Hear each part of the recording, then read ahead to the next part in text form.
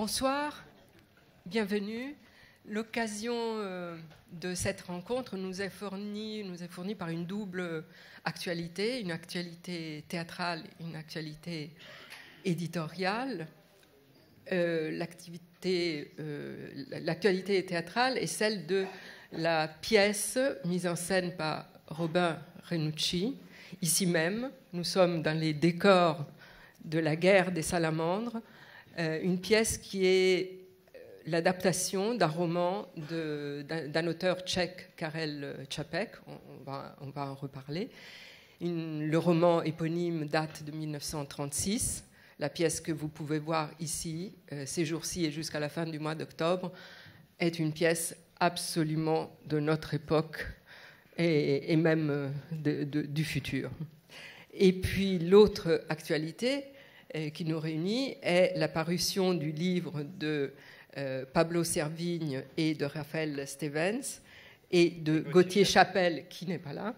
Le livre s'intitule « Une autre fin du monde est possible », sous-titre « Vivre l'effondrement et pas seulement y survivre », par les mêmes auteurs de « Comment tout peut s'effondrer », sorti en 2015. Alors, je suis d'abord ravie de vous rencontrer, de pouvoir vous interroger et de vous entendre dialoguer entre vous, puisque là, dans les 10 minutes que nous avons passées ensemble, vous aviez déjà énormément de questions à vous poser les uns les autres. Je vais vous présenter très rapidement. Pablo Servigne, vous avez une formation scientifique, vous avez un doctorat en biologie, je crois, vous êtes aussi occupé des régions tropicales, vous avez fait des études d'agronomie et vous avez fait de la recherche en éthologie. Et puis en 2008, vous avez quitté la recherche fondamentale. Peut-être qu'on saura au cours de ce dialogue pourquoi. Et vous êtes orienté plutôt vers l'éducation populaire et l'engagement politique plutôt du côté libertaire anarchiste. Raphaël Stevens, une école de commerce, une maîtrise en sciences à l'école de géographie et des sciences de la Terre de l'université de Plymouth en Grande-Bretagne. Vous êtes cofondateur de l'agence de conseil Green Loop d'économie circulaire, chercheur indépendant sur les questions d'effondrement et de résilience, associé à l'Institut Monumentum, qui est un laboratoire d'idées sur les issues de la société industrielle et les transitions nécessaires pour amortir le choc de l'Anthropocène. Et vous êtes tout seul, vous avez fait sécession pour ce livre-là, d'un petit traité de résilience locale aux éditions Charles-Léopold Meyer en 2015. Robin Renucci, comédien, metteur en scène, acteur de cinéma, de télévision et réalisateur, directeur des Tréteaux de France, créateur en Corse de l'ARIA, qui est un lieu et un moment de rencontre interartistique, d'ateliers de formation par la création dans l'esprit d'éducation populaire. Alors déjà deux scientifiques, mais qui, on va le voir, ne sont pas que des scientifiques, et puis un homme de théâtre qui a fait le choix d'un théâtre populaire. Comme Pablo et Raphaël ont fait le choix d'écrire des livres qui s'adressent à un large public. Donc il y a déjà quelque chose que vous avez en commun, c'est le souci de vous adresser au plus grand nombre sans rien céder, ni sur la qualité, ni sur la responsabilité de ce que vous dites et de ce que vous faites. Une première, peut-être, réaction. C'est moi. Bonjour, bonsoir à chacune, à chacun. Nous sommes très heureux vraiment de pouvoir partager cet endroit dans notre pensée, puisqu'il s'agit en fait d'art et de science. Et il me semble qu'aujourd'hui, on ne peut plus considérer l'art sans la science. Quand on dit anthropocène, c'est-à-dire que nous sommes dans l'époque des humains qui est l'époque de la technique, en fait, et des représentations du monde et du vécu. Alors, ce qui nous réunit peut-être, c'est la citoyenneté, ce que vous évoquez. Vous avez nommé 2 fois l'éducation populaire, c'est-à-dire l'éducation de tous par tous, Et j'attends en fait de me grandir avec vous dans l'échange qu'on peut avoir ensemble. En fait, il n'y a pas ceux qui savent et puis ceux qui ne savent pas. Et de surcroît, nous sommes des citoyens avant toute chose, intéressés dans la chose publique. Et puis nous sommes des chercheurs, ce qui nous réunit aussi. C'est-à-dire que nous savons que nous ne savons pas, puisque c'est le propre du chercheur. Donc tout ça, ça nous réunit beaucoup. Hein. Donc du théâtre, avec le truchement en effet d'un auteur, Karel Čapek, de 2 auteurs même, puisqu'il y a l'auteur du roman qui a écrit La guerre des salamandres, que certains verront peut-être parmi vous, ou ont vu, je ne sais pas. Et puis, deuxième auteur, Evelyn Love, également, qui a adapté ce roman de Karel Čapek, que vous avez bien justement nommé, écrit en 1936, et qui imagine, tout simplement, dans cette capacité symbolique qu'il a d'être humain, notre monde, et qui le fait avec jubilation, qui le fait avec conscience absolue de sa finitude, de son effondrement tel que vous le nommez. C'est ça qui nous a... Enfin, c'est l'intelligence de ceux qui ont réuni le public que vous êtes et nous-mêmes pour en parler aujourd'hui, à la fois du point de vue de la science et de l'imaginaire d'un auteur. Karel Čapek est mort en 1938, mais il a absolument prévu, tout à fait de manière étonnante, les inondations dont nous avons écho sans arrêt dans nos journaux, les grands incendies, les ouragans, le rétrécissement des pôles. C'était un scientifique et un artiste. Voilà, donc je suis très heureux que ça soit sous ces auspices-là. Voilà, alors, pour commencer, voilà, je voudrais souligner un écart qui me semble assez... qui pose des questions, un écart entre, d'un côté, la masse d'informations que nous avons sur ce qui nous arrive, ce qui arrive à notre planète, sur les transformations climatiques alarmantes, sur les déplacements de population, sur enfin, tous ces problèmes dont les médias nous abreuvent quotidiennement, et puis les conséquences de toutes ces transformations. Et d'un autre côté, ce que je définirais comme un relatif immobilisme qui est le nôtre. Et je pensais, vous poser la question, quelle est votre analyse de cet immobilisme, dans certains cas, dans d'autres cas, d'un déni pur et simple, d'une politique de l'autruche peut-être, et pourquoi, en tout cas, très peu d'actes font suite à cette prise de conscience relative. Alors, je pensais, en venant à cette chanson, vous vous souvenez de Jacques Dutronc, j'y pense et puis j'oublie. Et j'ai l'impression que beaucoup, certainement pas vous, ni la plupart du public qui est là, parce que j'imagine que si vous êtes là, que vous ne faites pas partie des plus inconscients, mais je pense que beaucoup ont peut-être en tête ce motif. J'y pense et puis j'oublie. Ou pour le dire autrement, nous sommes distraitement désespérés. Pablo, j'ai un micro. Ouais. Bonsoir à toutes et à tous.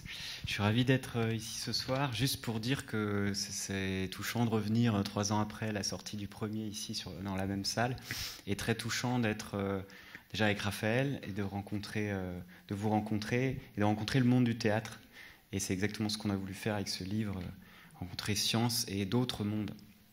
Et par rapport à la question du déni, en fait, on pourrait appeler ça comme ça, le fait qu'il y a tellement d'informations et qu'on ne se met pas en mouvement. Alors vous disiez très peu, moi je pense qu'il y a beaucoup de choses qui se font, qui ne sont pas encore peut-être visibles ou qui n'impactent pas, mais il y a beaucoup de choses.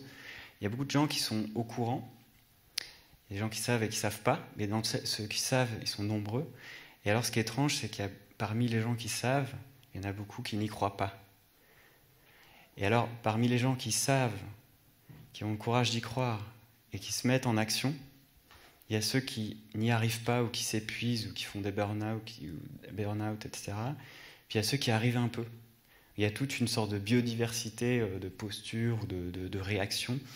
Et alors, ce que j'aimerais aussi dire, c'est que dans cette question de pourquoi il ne se passe rien, il y a, je dirais, de manière très simplifiée, il y a deux échelles. Il y a l'échelle individuelle et l'échelle collective. Et dans l'échelle collective, c'est clairement des grands verrous institutionnels, administratifs, financiers, économiques. Il y a une sorte démesure de complexité d'un système qui est verrouillé.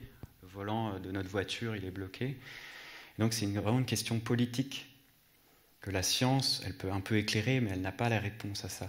Donc ce livre, enfin la suite de comment tout peut s'effondrer, la suite de travaux des collapsologues, c'est de sortir du domaine de la science et d'aller vers la politique. Et alors ce qui est intéressant, c'est ça touche à l'éthique, l'imaginaire, la spiritualité, les émotions, etc. Et alors c'est la question individuelle aussi, la question intérieure. Pourquoi on ne fait rien? Est-ce qu'on est sidéré? Est-ce qu'on est dans le déni? Est-ce qu'on est en déprime? Est-ce qu'on est en colère? Et en fait, c'est tout ça à la fois. Et la question imaginaire, puisqu'on est ici dans un théâtre, avec une pièce de théâtre qui parle de ça, elle est fondamentale. Alors on y reviendra. Mais la question de dessiner des nouveaux avenirs, de faire en sorte, et toute la collapsologie, c'est cette posture, que le mot effondrement, il peut de faire en sorte que les catastrophes, et même le mot d'effondrement, n'écrasent pas l'avenir, n'écrasent pas notre avenir, parce que le fait, aujourd'hui, il n'y a pas d'effondrement, mais si on vous dit qu'il y aura un effondrement, ben ça écrase l'avenir, c'est-à-dire que ça rend présent, ça rend toxique votre présent maintenant. Comme quand on vous dit vous aurez un cancer dans 2 ans, si le médecin vous dit ça comme ça, bon, écoutez madame, vous avez un cancer, c'est foutu, bonne chance. Là, et il y a votre mari à côté, vous allez passer 2 ans assez désagréables.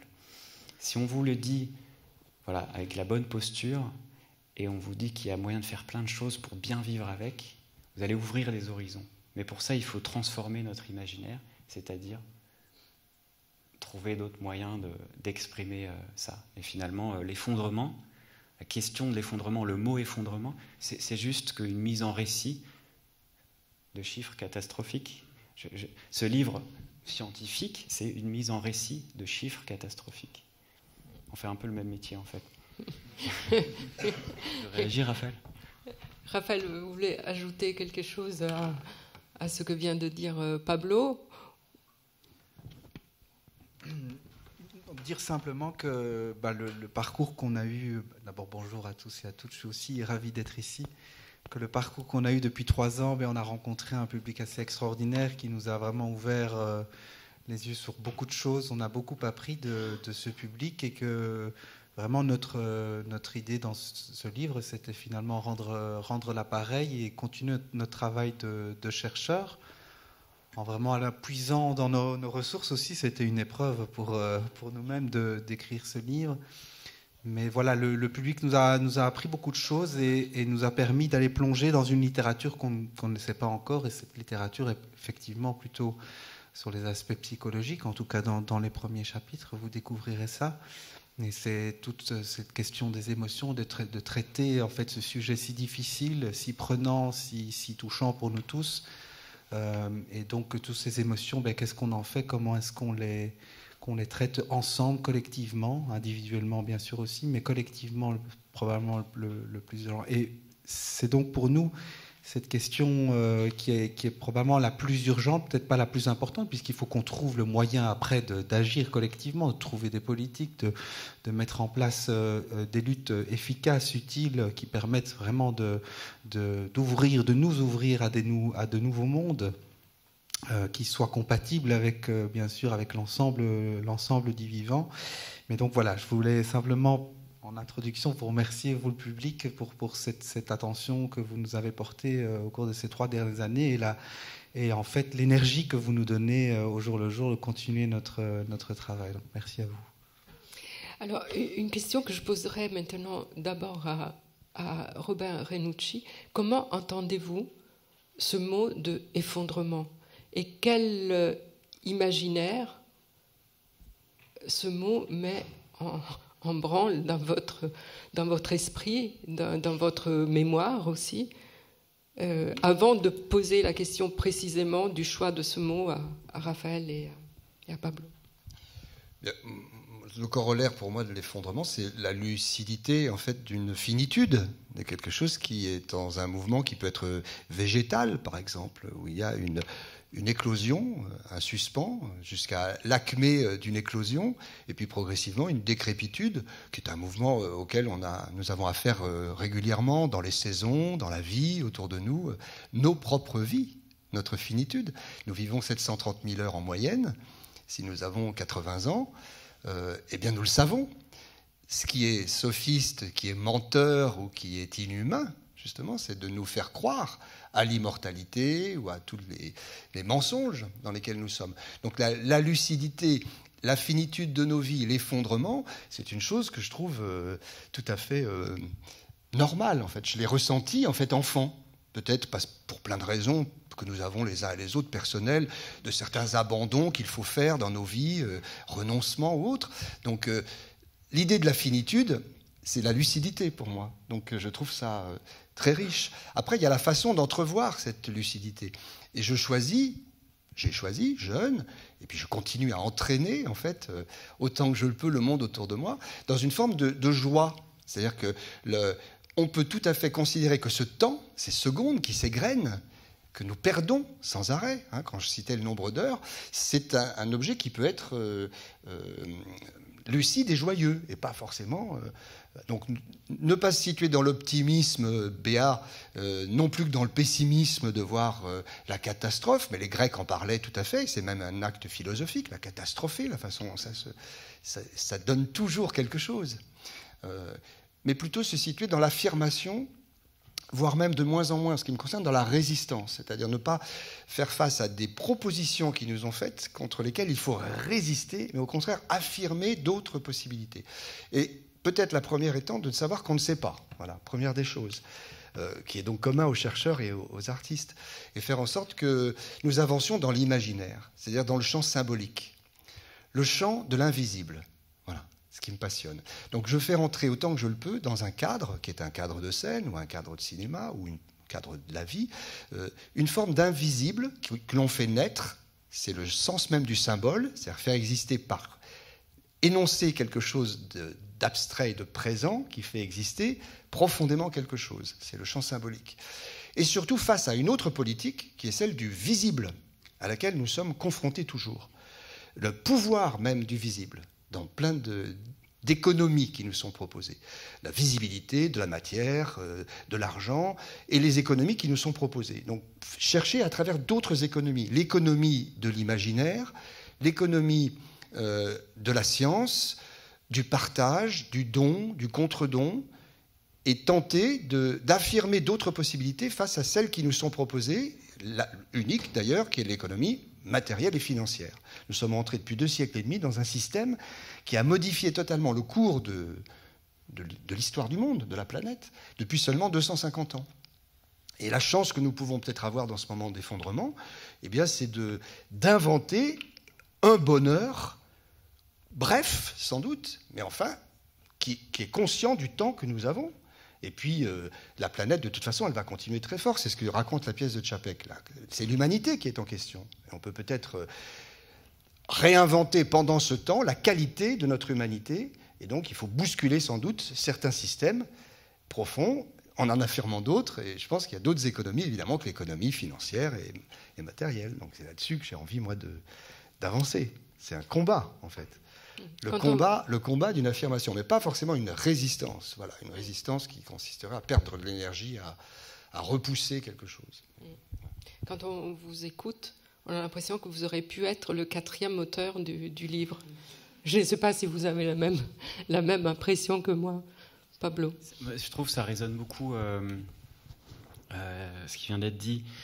Disons que nous, on a choisi le mot effondrement parce que c'est un mot difficilement récupérable, c'est un mot obus qui explose dans la tête des gens. C'est un mot... on met les pieds dans le plat, en fait. On n'est même plus dans le développement durable, dans ces euphémismes. C'est là, effondrement. Qu'est-ce que ça... Transition, c'est trop... On peut l'utiliser, Edgar Morin utilise métamorphose. Enfin, je veux dire, il y a plein de manières de dire ça. Nous, en tant que biologistes, quand on dit effondrement, c'est évidemment, on pense renaissance. Quand un arbre s'effondre, il y a des jeunes pousses qui sortent. Pour nous, c'est naturel. En fait, on a remarqué que pour plein de gens, c'est pas comme ça. Donc, on passe notre temps à l'expliquer, etc. C'est assez contre-intuitif. Oui. Effondrement égale renaissance. C'est comme ça. Ou pas. Non, mais ce qui est nouveau, c'est que ou pas. Après que l'arbre tombe, là, on arrive dans une époque où il y a une possibilité que ça repousse pas. Possibilité que ça repousse ou que ça repousse pas. En fait, ce qui est intéressant avec ce mot d'effondrement, c'est que c'est un miroir de nos ombres et de notre peur de la mort. L'effondrement, c'est juste la question de la mort, qui est très mal traitée dans notre société. On a perdu les rituels, ils sont assez ridicules. Dès qu'il y a de la peine ou de la colère ou du désespoir, on met ça sous le tapis parce que c'est mal vu en public. On traite très mal. Alors que c'est ce qui soudait les communautés depuis la nuit des temps, les communautés humaines, c'est le traitement collectif de la peine, du deuil, du désespoir, etc. C'est ça qui soude les communautés. Et donc la question de la mort collective, c'est ce qui arrive maintenant, la finitude. Et en fait, c'est quoi accepter la finitude, la mort c'est juste le passage à l'âge adulte. C'est l'initiation de l'adolescence à l'adulte. L'adolescent, il est dans l'illimitation. Il est là, il n'y a pas de limite. Il a la vie devant lui. Il ne veut pas voir la mort et la souffrance. Et puis, il y a une initiation. Alors, dans les peuples premiers, ils faisaient des rituels, etc. Nous, on n'a plus ces initiations.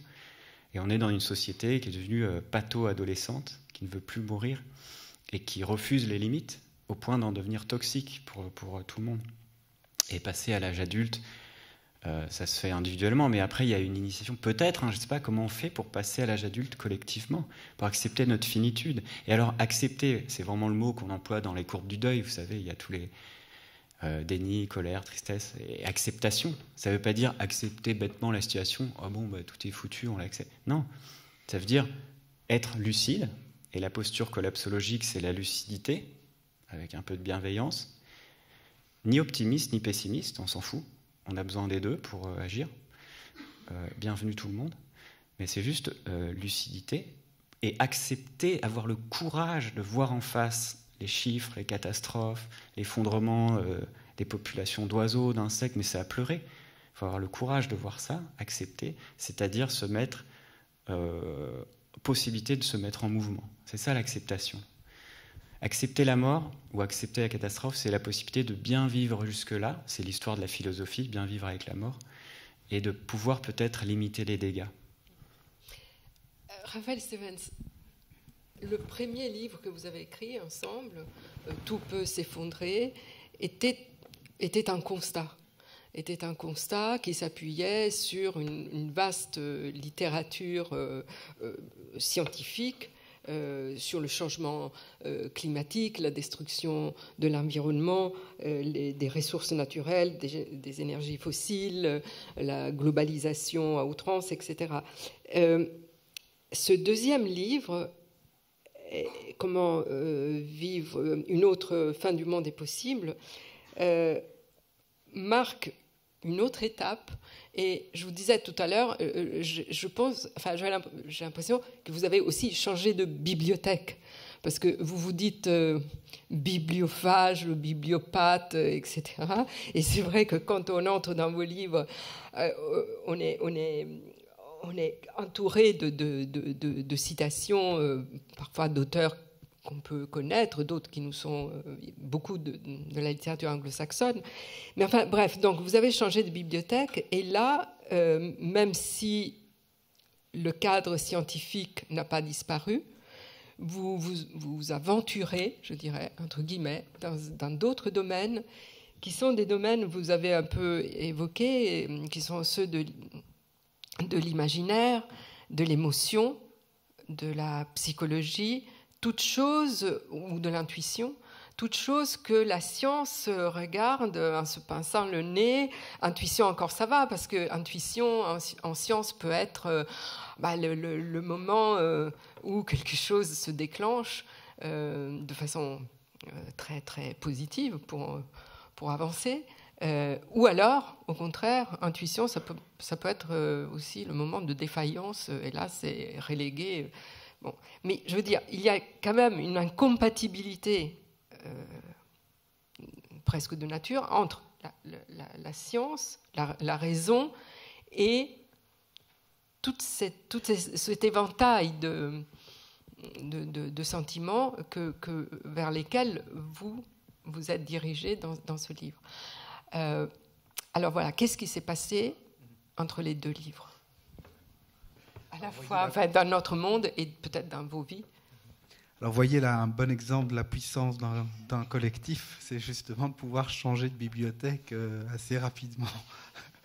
Donc en fait je crois qu'on ne s'éloigne pas trop, enfin qu'il y a une bonne partie du livre qui est vraiment collapsologique si je puis dire, donc vraiment l'étude de l'effondrement dans le sens où la science aujourd'hui, on s'aperçoit qu'elle s'intéresse beaucoup aux émotions, justement, parce qu'elle a bien compris que les émotions, que ce n'était pas quelque chose qui hors de nous et qui ne pouvait pas, enfin, qui n'était pas utile à décrire la réalité. Nous savons tous que nous avons une part d'irrationnel en nous, et donc la science s'intéresse bien sûr à cette part irrationnelle, à la fois à travers l'étude précise des émotions, des mécanismes qui font qu'on a peur, on est en colère, on a la tristesse, un sentiment d'impuissance, etc. Et à la fois aussi sur la question de l'intuition, qui est un vieux débat entre philosophes et scientifiques depuis des siècles, voire des millénaires. On peut remonter évidemment Aristote, Platon, etc.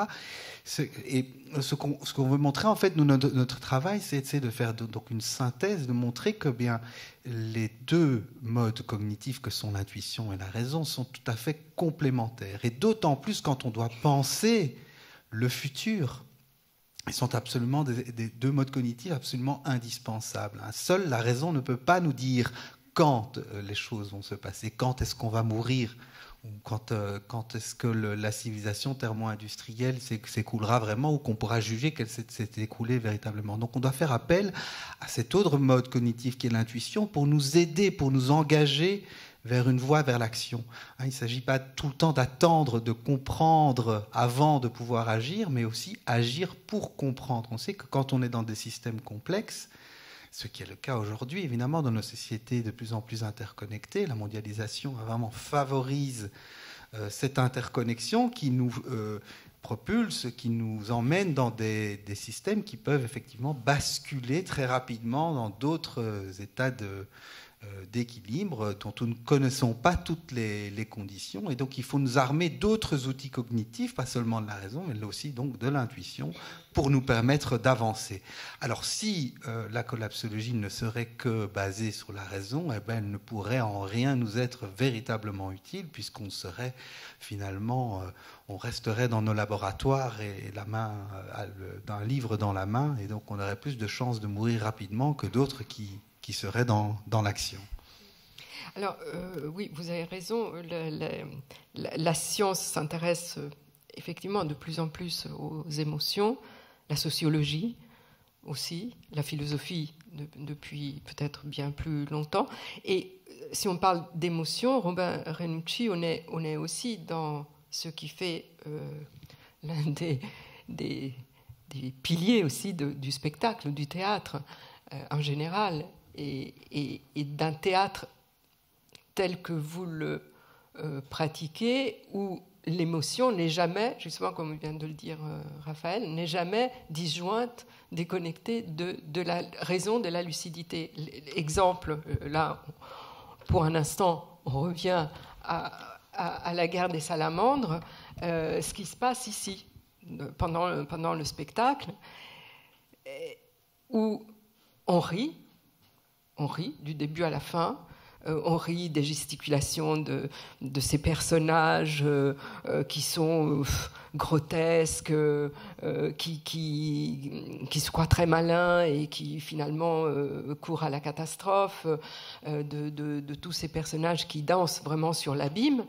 On rit et puis tout à coup on se rend compte qu'on rit de nous-mêmes tout simplement, que nous sommes ces personnages, que nous sommes aussi les salamandres, qui prendront la place, enfin on ne va pas raconter toute la pièce, ni le roman, mais les salamandres, finalement, c'est une parabole, hein, elles passeront de la soumission, de l'esclavage, hein, une main-d'œuvre vraiment à bas prix, elles passeront à travers l'éducation, le mimétisme, elles prendront le pouvoir.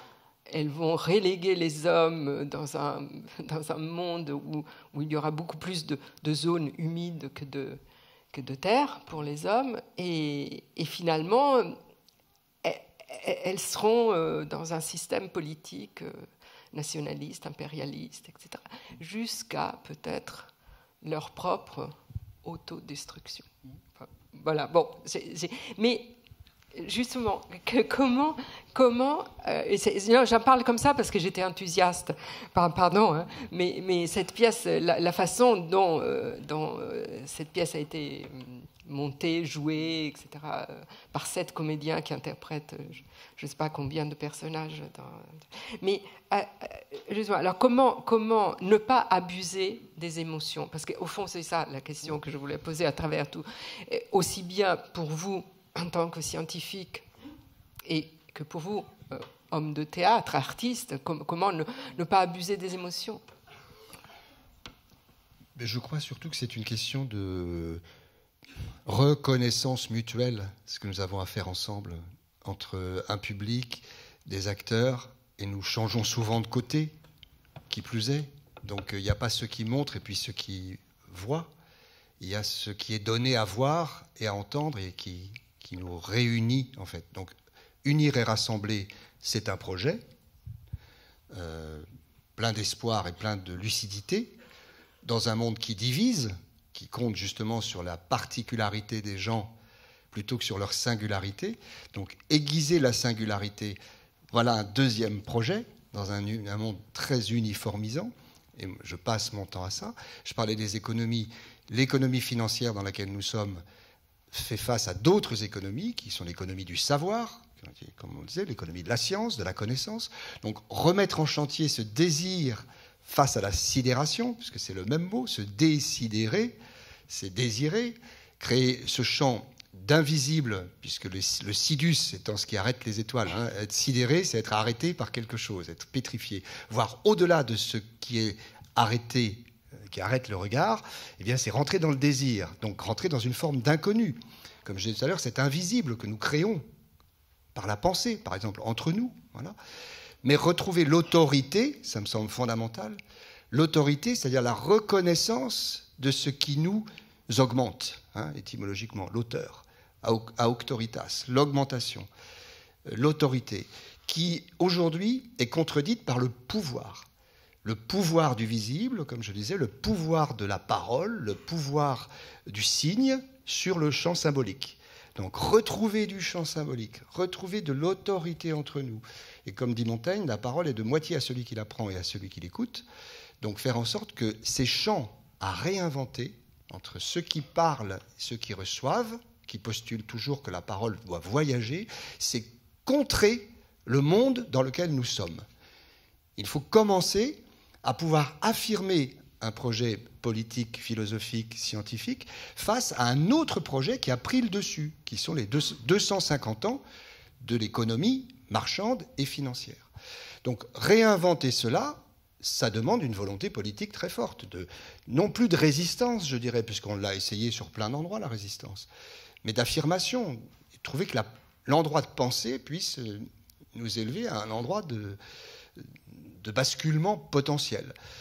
Ce contre quoi il faut lutter absolument, c'est contre tout ce pouvoir qui est envahissant en Europe particulièrement, hein. On le voit bien en ce moment dans les montées des fascismes, et ne pas confondre l'autorité dont je parle, c'est-à-dire la reconnaissance que nous avons à créer ces lieux d'échange, de débat, de parole, d'auteurs, un auteur, un autre auteur, enfin ce que nous sommes en tentant de nous raconter les histoires du monde, pour contrer ce pouvoir qui ne fait pas place à l'oreille de celui qui construit et celui qui construit de la pensée, c'est-à-dire le spectatorat. En même temps que le capitalisme et l'ultralibéralisme, nous sommes entrés dans le champ du spectatorat sidéré. Il faut le transformer, en nous réunissant, en nous amplifiant, en nous fortifiant. Moi, je tente de travailler avec des enseignants d'éducation nationale, ça commence comme ça, ils ont 30 enfants dans leur classe tous les jours. Transformer le travail des savoirs et de l'apprentissage des savoirs par ceux qui transmettent, qui sont les responsables de transmettre le savoir, c'est dans l'éducation populaire, les champs de spectatorat que nous formons, et là, les champs de l'invisible, du récit théâtral, poétique, nous faire entrer, spectateurs, dans des petits pas de côté qui nous font voir le monde différemment. Ça commence pour moi toujours comme ça. Voilà.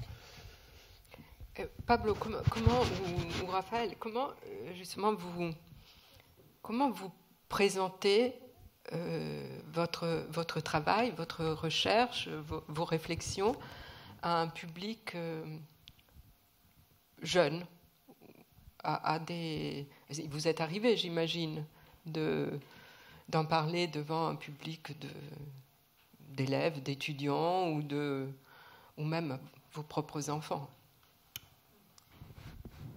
Oui, mais ça m'est arrivé. Toi aussi ? Pas des enfants. Nous avons tous des enfants. Qu'est-ce qu'on peut dire à nos enfants qui ont 5 ans, 10 ans, 20 ans, de l'avenir qui leur arrive? Ça dépend mais de le l'âge. mien, elle a 3 ans et demi, donc je crois que c'est pas encore l'âge. Ça va venir très Et vite. qu'elle va apprendre à lire et qu'elle verra Tu lui as pas papa obligé a à lire les écrit livres. une autre fin du monde est possible. Elle va On dira poser des d'abord Edgar questions. Morin, je pense. Non, mais ça dépend des âges. Moi, je me souviens, une conférence, il y avait peut-être 200 personnes, beaucoup du 3e âge, 2e, 3e âge. Puis au devant, il y avait une jeune fille, peut-être de 14, 15 ans. Et en fait, j'ai tout balancé, l'effondrement, sidéré. Waouh, c'est impressionnant, merci, waouh, et en même temps, c'est fou. Hein. Et puis vient le temps des questions. On sent un grand silence dans la salle. Et la première question est toujours un peu délicate. Et puis c'est la fille qui se lève. Et moi, je m'attendais quand même à une réaction. Voilà, Et en fait, elle a dit merci. C'est la première fois que j'entends quelque chose de franc. Merci d'être franc avec nous, avec notre génération. Et juste pour l'authenticité. Et je sens ça beaucoup avec les enfants. Moi, j'ai des jeunes enfants. Je leur parle pas encore de tout ça, mais je réponds à leurs questions, leurs questionnements, juste avec authenticité. Je pense que j'ai remarqué, en fait, les jeunes générations sont beaucoup plus déjà souples, mais je veux dire, elles changent beaucoup plus facilement, elles s'adaptent beaucoup plus facilement, et donc les discours, il y en a plein qui sont déjà dans l'effondrement.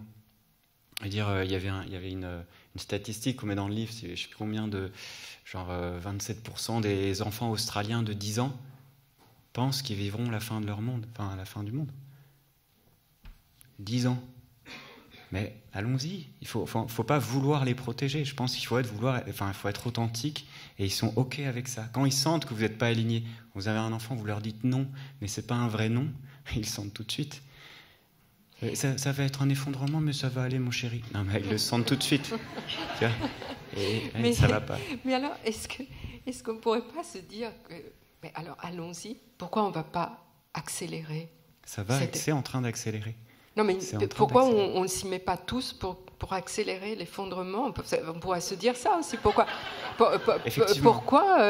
ça, c'est une question politique et stratégique majeure. Certains la pensent, cette Absolument. question, en fait. Absolument. C'est-à-dire que c'est autant qu'à faire, autant... le problème, c'est la répartition de la richesse, en fait. C'est que cet effondrement, il est dû à l'hubris de la richesse, au désir de posséder plus, au désir de posséder même la terre. C'est pour des questions financières que les choses se passent. Mais pour les quelques pourcents d'une humanité qui n'est pas dans l'autorité, mais bien dans un pouvoir qui fait que les autres subissent cette gloutonnerie. Donc c'est par là qu'il faudrait recommencer. La décélération, c'est quand même c'est ce qui s'impose tout de même, malgré tout. On sait que l'échec, l'effondrement est là. Il est là, rapide. Mais décélérer, ça reste un projet. Absolument politique. Mais moins de pétrole. Non, la question, c'est est-ce que c'est encore possible? Parce qu'à la moindre, au sursaut, enfin, je veux dire, au début d'accélération, le château de cartes s'effondre, en fait. Et il y a des effets boule de neige et une décroissance paisible. C'est peut-être un projet politique souhaitable pour beaucoup de gens, mais est-ce que c'est possible? Ce qu'on dit, c'est que c'est vraiment pas sûr. Vous prenez une fusée, est-ce que la métaphore que je donne souvent, elle est conçue pour accélérer. Imaginez au milieu de la trajectoire, Houston, là, ils appellent la fusée. Ah non, stop, ralentissez et posez-vous. Je veux dire, le système est conçu pour et par la croissance. Il n'est pas conçu pour ralentir et se poser. Donc ça passera par encore une fois, effondrement renaissance, comme une forêt, etc. Mais il y avait l'inventeur de la permaculture, co-inventeur David Holmgren, un Australien. Il a proposé il y a quelques années, je crois que c'était en 2012, une stratégie qui est en fait, le pic pétrolier n'arrive pas assez vite. Et les problèmes climatiques arrivent plus vite que ce que je pensais. Lui, ça fait 40 ans qu'il est là-dedans. Et il commence à flipper. Alors, il fait un texte. Et la proposition, c'est de cracher le système par la demande. Et il propose que tous les gens conscients, et lui, il estime à 10 à 15%, se débranchent vraiment rapidement, arrêtent de consommer radicalement. Et ça peut faire rapidement un effet de seuil, au-delà duquel le système financier économique s'effondre. Et donc, c'est une proposition d'effondrement conscient pour arrêter les dommages climatiques et la biodiversité. Ça, c'est une question politique majeure parce que est-ce qu'on s'effondre maintenant pour préserver des choses? Est-ce qu'on continue quand même, mais en fait, en retour, on va quand même s'effondrer en pire? Est-ce qu'on... La question de la souffrance, voilà. Là, c'est de la stratégie. Il y a des effondrements partout, petits, moyens, grands. Il y en a des passés, présents, futurs. Il y a un possible grand effondrement. Stratégiquement, qu'est-ce qu'on veut qui s'effondre ou pas? Parler de capitalisme, est-ce qu'on souhaite que ça s'effondre ou pas? Oui, non, oui, non. Les oiseaux, oui, non, oui, non. Le climat, oui, non. On décide et c'est des questions après de choix stratégiques et donc d'alliance.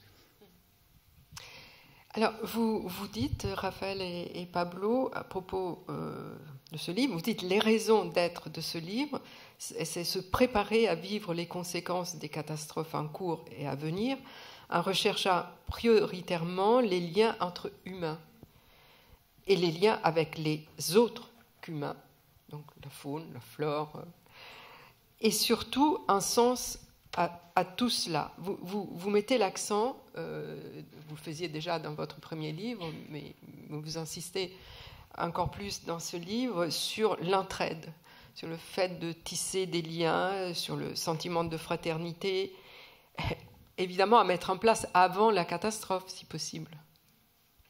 Parce que quand la catastrophe sera là, il sera peut-être un peu trop tard pour demander de l'aide à son voisin de palier qu'on a détesté jusqu'à la veille.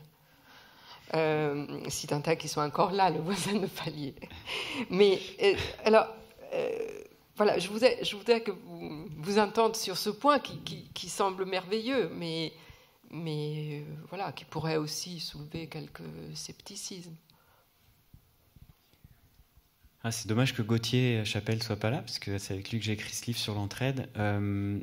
C'est tellement passionnant, on en a pour des heures. Il nous reste combien de temps? Oh, allez-y, vous avez 5 minutes. Allez, rapidement, mais c'est ben oui, mais en fait, ce qui est dangereux, en fait, dans tout le monde vivant, il y a de l'entraide partout depuis la nuit des temps. Voilà, c'est ce qu'on montre dans le livre. Et il faut décomplexer cet imaginaire qu'on a de la guerre de tous contre tous. Enfin, il faut arriver à se décomplexer sur l'entraide à l'altruisme. On a des capacités, nous les humains, capacités prosociales extraordinaires, et on a des leviers pour faire sortir ça. Mais dans un bain d'ultra-compétition, un bain idéologique et mythologique, je veux dire inconscient, collectif, de guerre de tous contre tous, de séparation nature-culture, on parlait du néolibéralisme, du capitalisme, etc. Tout ça favorise les comportements compétitifs et agressifs et de compétition, tout ce qui sépare. Et là, et dans la nature, il y a les deux forces, c'est comme yin et yang, il y a aussi tout ce qui rassemble, coopération, altruisme, etc. Et donc, ce qui est dangereux, c'est d'arriver dans les pénuries avec cette culture de la compétition. Parce que là, ça peut créer des émeutes, du chaos social, on se bat pour des pots de Nutella dans les magasins, etc. Ça, c'est notre culture qui fait ça. Et les pénuries, on sait très bien gérer, les êtres humains, depuis des milliers d'années. Donc vraiment, c'est par anticipation, donner les outils pour redevenir compétents en entraide, en altruisme. On a les capacités, on a le potentiel, et rééquilibrer, parce qu'on est devenu très compétent en compétition. On a des prix Nobel, des équations mathématiques, des business schools, on sait super bien faire la compétition. Donc voilà, c'est pour rééquilibrer, pour ne pas rentrer dans les catastrophes avec ce bain idéologique hyper toxique, qui en fait, et c'est encore une question d'imaginaire, quand on arrive, on sent qu'il va y avoir une catastrophe, mais si on croyance, que l'autre va être agressif, alors on se prépare par une sorte de prophétie autoréalisatrice à arriver en mode compétitif alors qu'on n'avait pas envie. Et donc on crée la catastrophe avant même qu'elle arrive. Voilà encore une fois la puissance de l'imaginaire, pourquoi il faut toucher notre horizon, notre manière d'être au monde, de voir le monde, et c'est ce qu'on voulait faire avec ce nouveau livre, de comment explorer la voie intérieure de comment être au monde pour aborder les tempêtes, pour trouver la juste posture. Et je parle de voie intérieure par rapport à la voie extérieure, le faire, l'action. Et là, c'est intéressant, si j'ai encore quelques secondes, parce que ça rejoint ce que Robin disait tout à l'heure. On est dans deux archétypes, masculin et féminin. Je parle d'archétypes, c'est pas le homme et femme. C'est qu'on a chacun en nous, on va dire masculin et féminin. On pourrait dire yin-yang si ça vous dérange, le masculin-féminin. Et tout à l'heure, on disait, il n'y a pas assez d'invisible. Il y a trop de visible, de pouvoir, c'était quoi? J'ai noté le mot, de parole, etc. Ça, c'est le masculin. Le vertical, l'invisible, l'horizontal, l'intuition, l'émotion, tout ça, c'est le féminin qui a été écrasé en fait à la Renaissance, quand la science, la rationalité a émergé, massacre des sorcières, et on a écrasé le féminin. Et l'invitation et le chemin intérieur, c'est le féminin. Et on a tous ça en nous, le spirituel, etc. Et on l'a écrasé aujourd'hui. Et on a besoin de rééquilibrer, encore une fois, pareil que l'entraide et la compétition, rééquilibrer masculin-féminin, retrouver une voie intérieure très riche pour aborder, pour amplifier et rendre la voie extérieure, c'est-à-dire la politique, l'être ensemble, le collectif, puissante et désirable. On a besoin d'aborder cette voie intérieure. Ça, c'est l'objet du deuxième tome qui ouvre à la possibilité de la suite de nos travaux ou de travaux d'autres collapsologues, qui sera la vraie question fondamentale, ce que disait Raphaël au début, la question de la politique. Qu'est-ce qu'on fait collectivement, ensemble, pour se préparer, vivre, traverser ces tempêtes ensemble?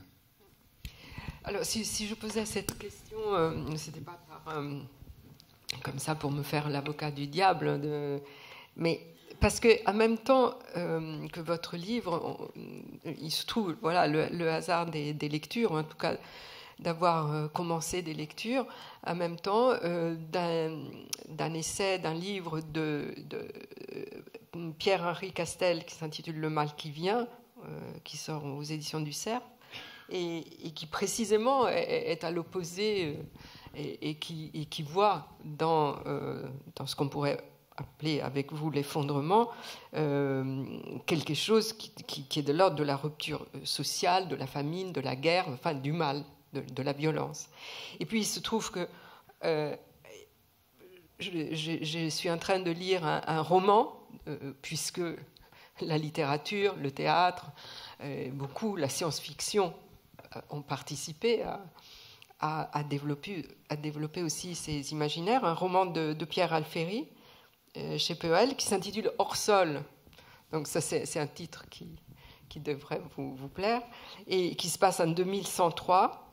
Et ce qui reste, le peu d'humanité qui reste après catastrophe, survit dans des nacelles qui sont suspendues entre le ciel et la terre, et dans une société qui n'a fait que développer à l'extrême tout ce que notre société contemporaine connaît déjà. Enfin, on est dans la compétition outrance, tout est exacerbé, le transhumanisme, etc. Donc, voilà, pour dire que vous explorez quand même une voie assez peu fréquentée pour l'instant, parce que ou bien c'est fréquenté par des, je sais pas, des gourous, soit des personnalités qui veulent nous faire peur ou qui veulent nous convaincre que tout va aller dans le meilleur des mondes possibles. Mais cette alliance de scientifiques et en même temps de personnes qui nous font réfléchir c'est assez inédit. Est-ce que vous vous sentez inédit, Raphaël? Non, est-ce que ce que je dis a un sens pour vous, ou est-ce que vous pensez qu'il y en a des milliers comme vous qui... J'ai pas l'impression d'être seul. C'est ça qui me donne, ce que je vous disais en introduction, qui me donne vraiment du courage et de la force. Je crois que vraiment que c'est le courage le mot-clé dans notre livre, finalement. C'est retrouver du courage pour avancer. Faire un pas de côté peut-être, mais aussi avancer. Moi, j'ai l'impression qu'on est nombreux et que j'aide juste à faire un peu de lien entre les choses, entre les domaines, entre les personnes. On est là pour rassembler, pour avancer et non plus diviser, séparer, comme on a fait pendant plusieurs siècles.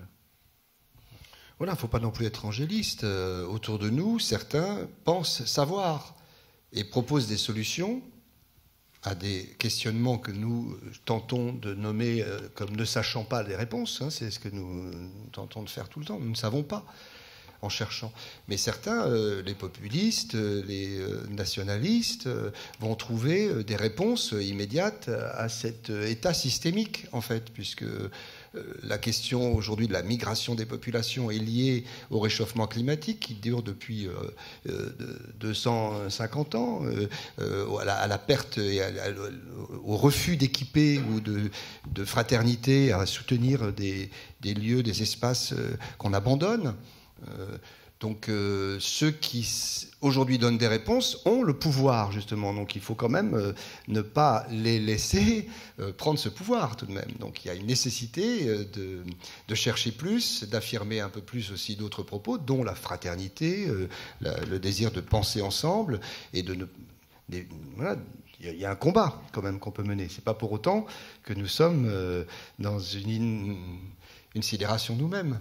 Je pense qu'il y a un moment de combat très, très clair à mener en ce moment en Europe. Vous le voyez bien.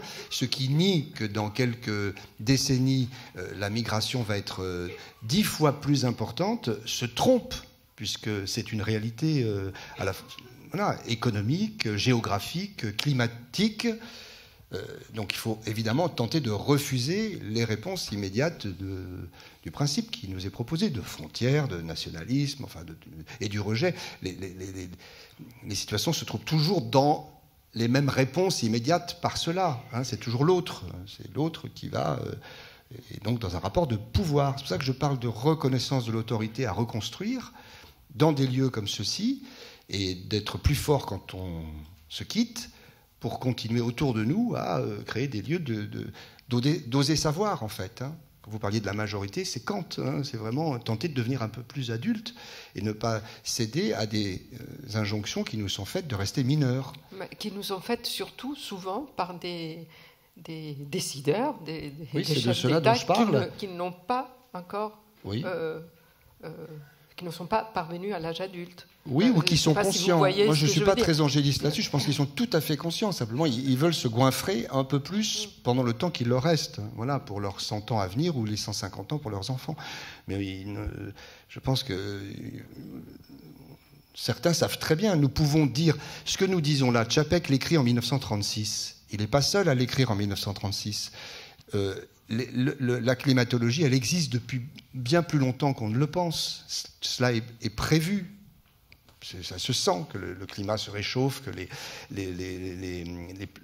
les plaques tectoniques bougent et qu'il se passe des choses importantes d'un point de vue géographique et climatologique, on le sait depuis longtemps. Et l'économie aussi. Nous avons choisi une forme d'économie.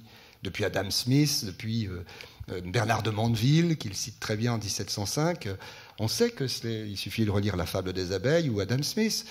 Et l'économie anglaise a pris le dessus sur la Aufklärung, sur l'économie allemande, sur Kant, sur ce désir de majorité, ou sur dans notre pays, sur les philosophies des Lumières, sur le oser savoir. Ce Sapper Audet, il était en France aussi.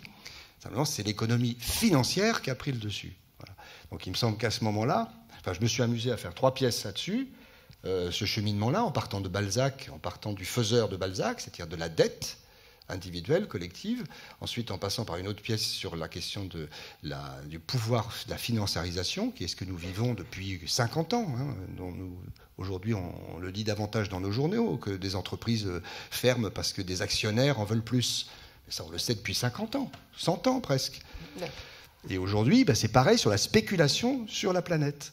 Et en ce moment même, pendant le temps que nous avons parlé, la déforestation a continué, des peuples ont migré davantage, le désert a augmenté et l'eau se raréfie. Et on nous la vend à 3 € ou 4 €, beaucoup plus cher que le pétrole. Ce même problème, qui est le problème du pétrole en fait, dans lequel on est rentré il y a un siècle. la spéculation sur cet objet chaleur, sur le fossile que ça représente, sur les degrés de soleil que cela... Donc, nous le savons, où est le mal.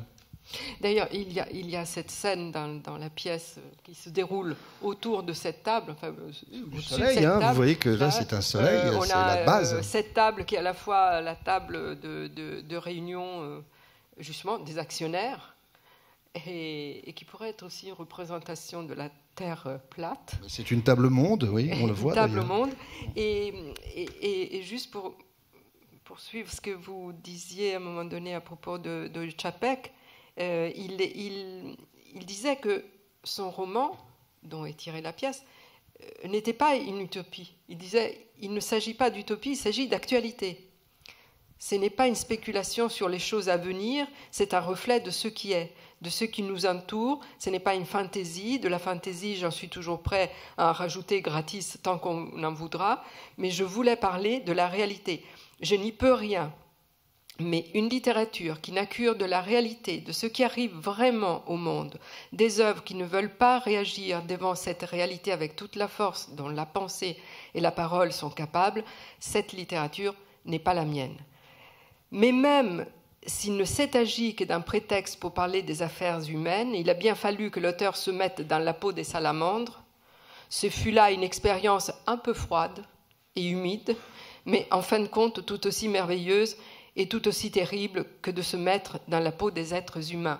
Donc c'est extraordinaire. Un poète raconte exactement, lucidement le monde. Et un autre, qui n'est pas poète, qui était peintre un peu quand même, écrit Mein Kampf. Donc... Et ce que Čapek n'a pas connu, c'est évidemment ce qui s'est passé vraiment. Donc, Čapek est mort en 1938. Il est mort en 1938. Juste avant l'invasion. Il n'a pas voulu le vivre. Ça. Prague, donc, lui, son effondrement, il l'a accéléré. Ouais. Mais vous voyez qu'il est lucide, comme nous pouvons aujourd'hui être attentifs, encore plus attentifs à ce qui est en train de se produire en ce moment chez Orban ou en Italie, et que ceux qui veulent nous faire des récits rapides de solutions, évidemment, se trompe, mais c'est quand même une forme d'urgence quand même d'être dans une affirmation d'autres économies. Voilà. Mais juste quelques secondes, je voulais revenir sur ce que vous disiez. Il y a un essai que vous citiez que je n'ai pas encore lu. J'ai noté le mal qui vient, où on parle de guerre, maladie, famine. Je veux dire, c'est ce qu'on dit dans le tome 1. Guerre, maladie, famine, c'est le classique de l'effondrement. Oui. C'est les 3 manières qu'on a de mourir en masse depuis la nuit des temps. Ça va arriver, ok. Mais la question, c'est qu'on peut utiliser ça, on peut le comprendre, donc c'est ce qu'on essaye de faire. Ça fait peur, du coup, survie, on pense à survivre. Survivre, c'est juste un état précaire. Faire des stocks, survivre voilà, c'est ok de survivre, on a tous un survivaliste en nous, c'est ok de survivre. Mais c'est pas suffisant. Et tout l'enjeu de cette suite, ce bouquin, c'est qu'est-ce qu'il y a après la survie, après les quelques jours, même après cette posture, parce qu'il y a plein de survivalistes qui après se réouvrent, après quelques mois à faire des stocks, ils se disent « Ah ouais, mais en fait, c'est pas assez, on va faire des liens avec les voisins, on va faire il y a une sorte de... C'est une étape, en fait, le surréalisme. Et du coup, je voudrais pas qu'on croie qu'on ne pense pas à les guerres, les maladies et famines, que la collapsologie, c'est quelque chose d'un peu bisounours, qu'il y a un petit oiseau sur la couverture, un autre monde du possible, l'entraide, c'est tout rose et on va vers un monde d'entraide. C'est pas du tout ça. L'entraide, on peut s'entraider pour massacrer son voisin. Nous, on donne les outils conceptuels pour penser l'entraide, penser les récits, penser le deuil, les souffrances qu'on va vivre, ça va être abominable. Mais comment on fait pour traverser tout ça sans s'effondrer ? Donc on essaye de fournir les outils pour traverser les tempêtes, pour les voir avec courage. Donc c'est pas du bisounours, c'est pas un monde tout rose, mais voilà, c'est ça que je voulais dire. C'est avoir un pied dans les mauvaises nouvelles, un pied dans les bonnes nouvelles. Si on enlève un des pieds, on tombe. D'ailleurs, il y a une citation dans votre livre qui m'a particulièrement retenue. Il y en a beaucoup de citations, mais celle-ci m'a particulièrement retenue. C'est Saint-Exupéry qui dit « On ne peut pas être responsable et désespéré ». Et maintenant, il nous reste à peu près un quart d'heure. Il faut que nous libérions la salle à 17h15 au plus tard. Et je vous invite à poser toutes les questions que vous voulez poser à nos 3 invités. On prend toutes les questions et après on répond. Non, peut-être une à la fois parce que... voilà, je trouve ça dommage qu'une grande partie du débat soit sur ce qui ne marche pas. Parce que les constats de ce qui ne marche pas et pourquoi ça ne marche pas, on en entend depuis 10 ans. Ce que je trouve très intéressant à poser à Pablo, parce que je connais bien Pablo, Gauthier et Raphaël, c'est ce qui, et je connais que leur vie est porteuse d'espoir, ce qui est porteur d'espoir pour vous, concrètement. Dans l'attitude intérieure, enfin, il se trouve que moi je participe à un projet pionnier qui s'appelle Auroville, qui est dans le sud de l'Inde, et où il y a un groupe de jeunes qui reprend la charte d'Auroville et la vie. Et vous avez un ami comme Daniel Rodari qui lui est là-bas, donc il y a des projets pionniers qui ne sont pas des modèles, mais qui sont des laboratoires formidables d'innovation, d'expérimentation humaine. Ce groupe de jeunes a commencé par vivre ensemble et par démarrer par les émotions.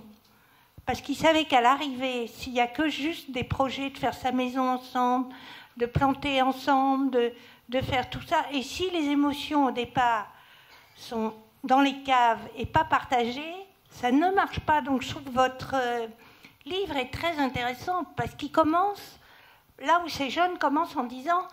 Moi, j'ai participé à des projets pionniers toute ma vie en Australie, aux États-Unis, etc. Et à la fin, ils échouaient. Pas parce que ces pionniers manquaient de courage, manquaient de vision, etc. Mais à cause des émotions, comme Biosphère 2, comme les kibbutz en Israël, etc.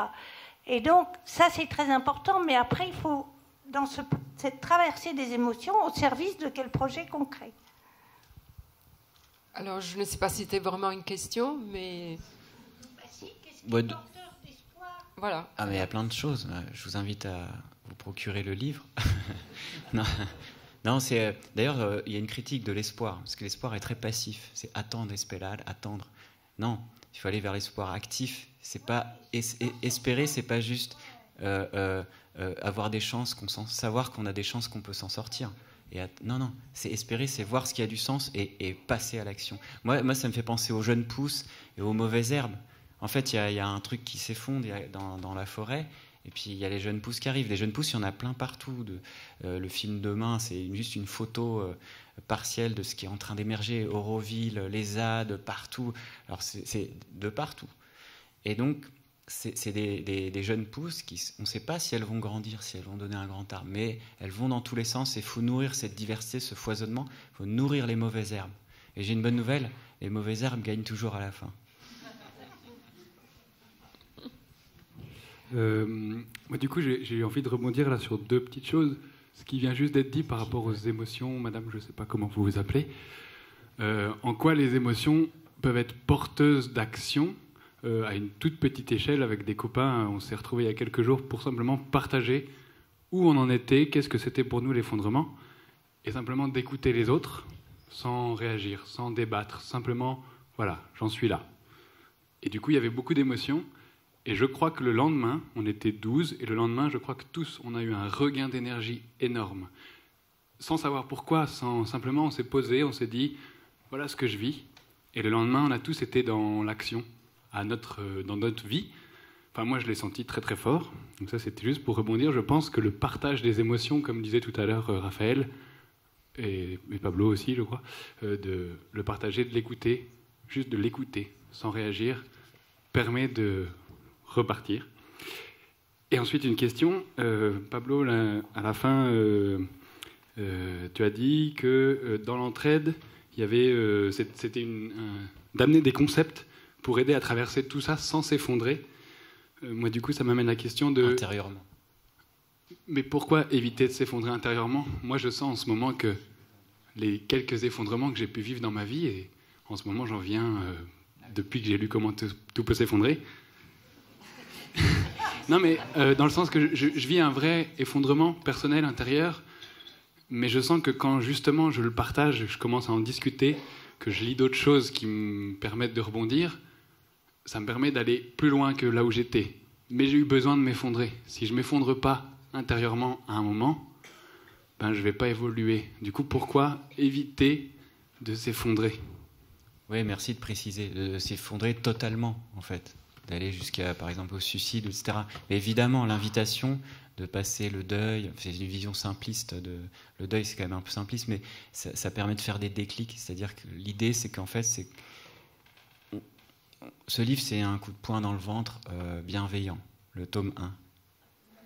Et il faut se prendre le coup dans le ventre pour rentrer en mouvement. C'est que quand on touche le fond qu'on peut rebondir, en fait, c'est ça. Ceux qui veulent rester en surface et pas aller voir leurs ombres, pas aller voir l'ombre, le fond, pensent qu'ils restent en surface. Je pense que c'est rester à côté de la plaque et c'est pas vivre les choses comme vous avez partagé. C'était super le témoignage sur le partage d'émotions et l'écoute active. C'est fondamental. Faire des groupes, il faut se réunir, etc.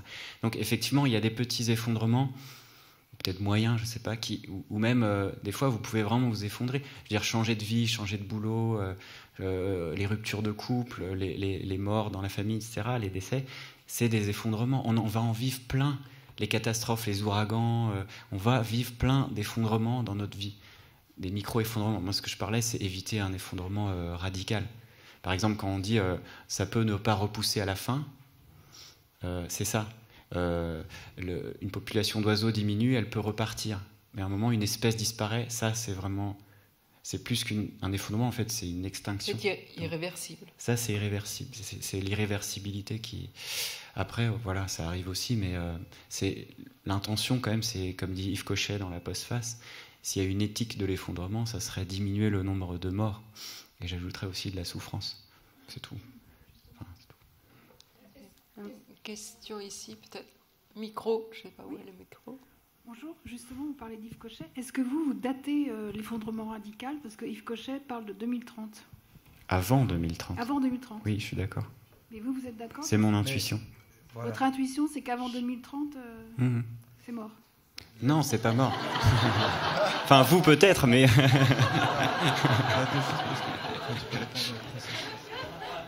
Vas-y. Non, mais je crois qu'il y a vraiment deux choses à bien cerner. Je crois que l'intuition, justement, elle nous reste personnelle. La difficulté, c'est d'avoir des intuitions collectives, donc d'avoir un processus intersubjectif qui nous permette de collationner, finalement, toutes ces intuitions. Alors peut-être qu'on aurait une image. Et encore, la raison viendrait nous dire, mais ce n'est pas vrai, vous ne pouvez pas le prouver, ce n'est pas reproductible, etc. Donc, vous le mettez de côté. Non, l'intuition, elle est tout à fait personnelle, donc chacun aura son intuition du corps, en fait. Donc, si on a peut-être une bonne idée que ça se passera, c'est sûr, mais quand, ça c'est vraiment la question où justement l'intuition va nous aider à affiner en fait un petit peu cette question. Mais je crois que aussi il faut penser, l'effondrement n'est pas un événement, c'est un processus de petits ou de grands effondrements sous vraiment un couvert de grands bouleversements tout à fait lent, progressif. Donc c'est à la fois proche, lointain, à la fois rapide et lent, à la fois brutal et graduel. Il faut le penser dans des complémentarités et pas vraiment essayer de sortir des visions binaires. Et chacun aura sa propre intuition donc sur ce processus, sur la façon dont il va se dérouler, sur la façon dont il va percevoir la réalité. Et puis tout simplement, votre question c'est monsieur, quand est-ce que je vais mourir? Mais on n'en sait rien, quand est-ce qu'on va mourir? Et donc, on navigue dans le brouillard. Et c'est ça, apprendre à vivre avec. C'est-à-dire, vous savez que vous allez mourir, en fait, on est sûr qu'on va mourir, on ne sait pas quand, on apprend à bien vivre avec. Et voilà, et c'est tout. Enfin, c'est déjà pas mal, mais c'est ça la posture. C'est vraiment le brouillard. Une dernière question. Vous avez le micro ? Oui ? C'est bon. On a parlé de la finitude tout à l'heure et en fait j'aurais aimé aborder un thème dont on n'a pas parlé, c'est celui du transhumanisme. Alors moi je suis une taupe dans l'association française de transhumanisme, je ne suis pas du tout en fait partisane de leur théorie, mais j'ai voulu aller les espionner et ils sont très très très actifs en fait, donc ils font beaucoup de lobbying, ils sont très actifs, ils se font des conversations Skype, ils ont en fait une audience assez étendue dans les médias mainstream et tout ça et ce type d'individu, de groupement, en fait, empêche, je trouve, de penser la finitude parce qu'on nous vend un rêve scientifique de toute puissance et d'immortalité. Et je trouve qu'il n'y a pas assez de débat, en fait. Il n'y a pas un contre-pouvoir qui vient Par exemple, il n'y a jamais un débat qui a été organisé entre collapsologues et transhumanistes. Si. Je ne sais pas si, voilà, je dis jamais, mais... Il y en a eu un. Et j'aimerais bien qu'il y ait de plus en plus de débats comme ça, parce qu'ils prennent en compte l'enjeu environnemental, certains, mais je trouve que c'est pas assez... ils sont dans un fanatisme de la technologie, et j'ai l'impression que c'est deux mondes qui communiquent pas, en fait. Ouais. Moi j'ai l'impression qu'il ne faut pas chercher à convaincre ou essayer de leur dire qu'ils ont tort, plutôt leur montrer des voies d'autres possibles, plutôt que d'essayer de leur convaincre de dire vous avez tort. En fait, je me suis moi-même retrouvé dans un débat pareil, et j'étais le seul collapsologue face à 3 transhumanistes, ou en tout cas adeptes de l'intelligence artificielle, avec des visions différentes, disons. Mais c'est un débat très très difficile pour moi. C'est pas un débat. Cette salle, oui, mais c'était présenté plutôt comme ça. Et donc, moi je crois qu'il ne faut pas forcément chercher à convaincre, mais plutôt montrer par le faire et agir là où nous, collectivement, désirons aller. Eh bien, une toute dernière, mais alors vraiment brève, rapide. Bonjour. Moi je me pose la question de l'action, en fait. J'ai lu juste la moitié de Comment tout peut s'effondrer, peut-être parce que je veux laisser place à l'intuition de l'action, et je vais arrêter de voir des chiffres. Mais c'est la meilleure moitié, la deuxième. Ah ouais, je la lirai peut-être dans 5 ans, quoi. Je sais pas. Après l'effondrement. Et non, je me demande la question de l'action et de la politique, en fait. En quoi c'est lié, en fait, et en quoi ça peut freiner peut-être l'action. Moi, je suis dans une phase où j'ai l'impression que la politique et la critique du système, tout ça peut être assez toxique et freiner cette action. J'ai aussi rencontré des gens qui sont du bord, on va dire, extrême droite, souverainiste, monarchiste, et qui sont très partisans de la collapsologie aussi, qui font des potagers, qui font de la permaculture et qui sont à fond là-dedans. Je me demande si à un moment il n'y aura pas un clivage entre deux bords, et ça va pas être un peu la merde à ce niveau, quoi. Ouais, je suis d'accord. Ah oui. Il n'y aura pas qu'un clivage, il y aura plein de clivages partout, et quand on parle d'effondrement, c'est aussi un effondrement des systèmes de pensée, des imaginaires, des idéologies, et ça va être je pense qu'un joyeux bordel, et pas que joyeux aussi. Mais la collapsologie, si vous montrez bien que c'est la question de la mort, elle touche tout le monde, quoi, quelle que soit l'idéologie, les croyances, etc. Et donc, il y a un gros effort à faire avant pour anticiper ça, pour anticiper la question politique. Mais ça va venir. Je pense qu'avec le tome 1 et le tome 2, l'idée c'était de poser les bases, un terreau, pour pouvoir bien penser et imaginer et sentir la question politique, c'est-à-dire la question collective. Eh bien, il ne me reste qu'à vous remercier de votre attention, de votre écoute active, et puis de vous remercier, Raphaël, Pablo et Robin.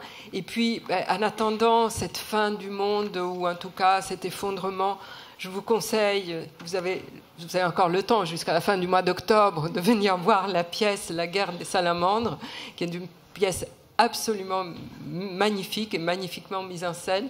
Et puis de lire non seulement la deuxième partie de Comment tout peut s'effondrer, mais le dernier livre, une autre fin du monde est possible. D'ailleurs, vous le trouverez à la sortie, je crois. Et puis, je pense que vous allez être un peu dans le hall s'il y a encore une ou deux questions auxquelles, malheureusement, nous n'avons pas pu répondre. Merci à tous.